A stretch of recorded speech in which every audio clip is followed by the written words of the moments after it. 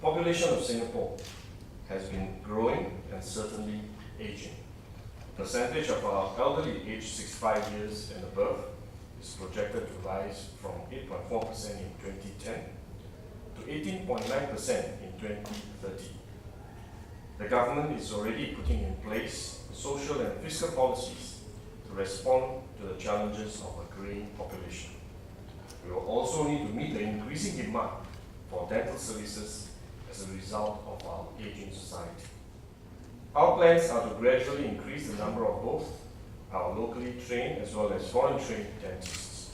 In this regard, we intend to increase the intake of dental students at the NUS from 48 currently to around 80 by the year 2020. Separately, we are looking into the possibility of enhancing our infrastructural capacity to better support dental training, provision of clinical services, and research.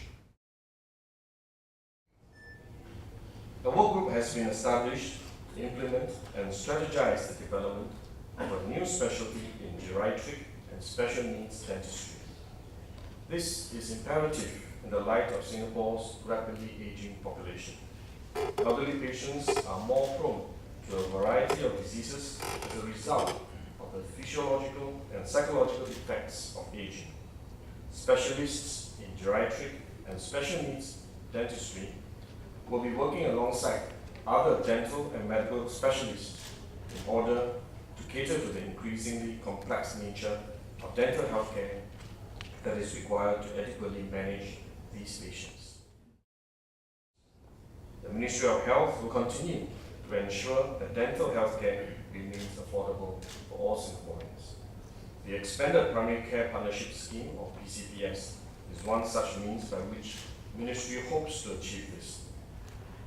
Under this scheme, private general practitioners and dentists can provide common outpatient medical and dental treatment at subsidized charges.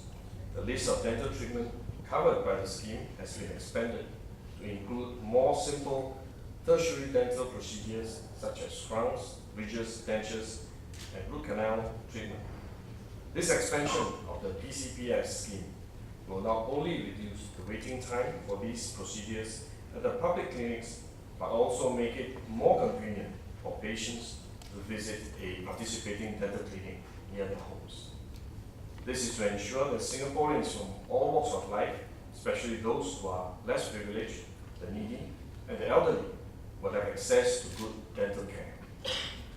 While our public dental services are currently about a quarter of the private sector, we will continue to serve as a reference for dental charges across the profession, and for this, my ministry will continue to publish the average bill sizes for some of the more common dental procedures in the public hospitals and institutions. The private sector has been invited to participate in this to promote greater transparency of dental charges across the island, and I'm encouraged that many of them who have been approached are receptive of this idea. My ministry is also looking at setting up a portal within our website where the profession and the public can provide feedback on the practices by dental professionals. We hope that the profession will see the benefits of this and contribute in a meaningful way to self-regulation.